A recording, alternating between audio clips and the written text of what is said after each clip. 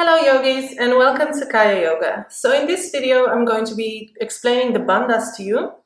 And even though I know that we always want to scientifically and logically understand everything that we do, because that's the nature of the human mind, the bandhas are not that easy to understand because they become kind of more powerful and you will be able to experience and understand them better when you practice. So in all the yogic books it has been said that only the yogi who practices will be able to receive the secrets of yoga. So as much as we can try and explain them, I still believe that a regular practice will give you all the answers that you are looking for. However, bandhas are energy locks. That's the best way that we can explain them in our modern day language. Energy locks that we can make in the body in order to become masters over our prana. So in order to direct prana flow to wherever we want and to contain it in the physical body. I hope that makes sense, but that's the best I can do with the bandhas. Now, bandhas are not forceful contractions and lifts that you should do on an automatic pilot. We often go to yoga classes nowadays and we hear teachers yell out, Mula Bandha, lift it! I mean, honestly, if you don't have a regular practice and if you haven't been explained and demonstrated what the bandhas are properly, it's really hard to perform it just like that, and you shouldn't feel bad if you don't know what that means. And I also think that yoga teachers in general should be a little bit careful to not just yell out these things to people that have absolutely no idea what's going on in their bodies. I remember in my own teacher training, we only started talking about the bandhas maybe 2 years into the training. So I feel that these concepts usually take a little bit more time to understand for the regular everyday person. Now, we have 3 main bandhas in the body and I'm just going to explain them one by one. The lowest one is called Mula Bandha and is basically a combination of the lift of the pelvic floor, sphincter muscle, and 2 or 3 fingers below the navel, the deep core here. So if you've studied in my school, you know that in my school we actually practice the vayus.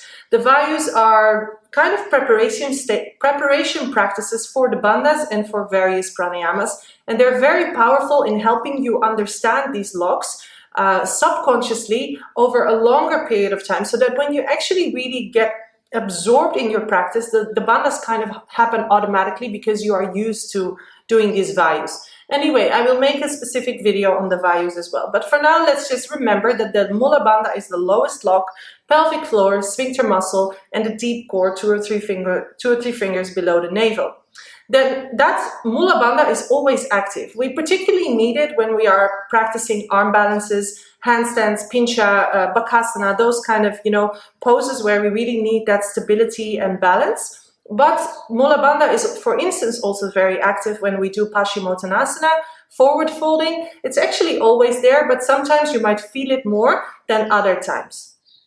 Then secondly, we have Udyana Bandha, which is basically the stomach vacuum, as you would understand it nowadays in modern day language. We can practice it separate from our asana practice to really activate the digestive center and basically give a wash to our intestines. But we also practice it in actual asana practice, and one of the best ways to feel it is when we do Adho Mukha, so downward facing dog.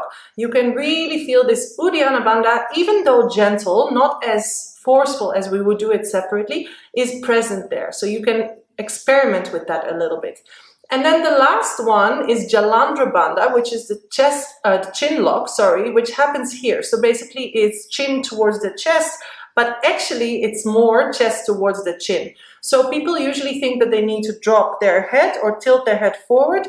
This is part of it, but the head only tilts forward to reach the very expanded and lifted chest. So when the chest expands and the sternum lifts, we can pretty much drop the tip of the chin here in between the 2 collarbones. So don't be deceived to think that you have to drop your head down. No, it's more about lifting and expanding the chest. And again, this also happens with practice, because the more we practice pranayamas, the more strong our diaphragm becomes, the more our lung capacity increases, and the more our chest is able to expand. That simply doesn't happen overnight. So it's not strange that in the beginning, your body doesn't automatically make this lock. I believe that these bandhas kind of happen over time and that they basically are just increased in strength by regular practice. So if anything you'll take away from this video is that you shouldn't try and force these bandhas to happen, but you should study with an experienced teacher who is able to demonstrate and explain these principles properly and show you how to do them gently over time so that they become part of your practice and do not harm you. Okay? I hope that was helpful. Namaste.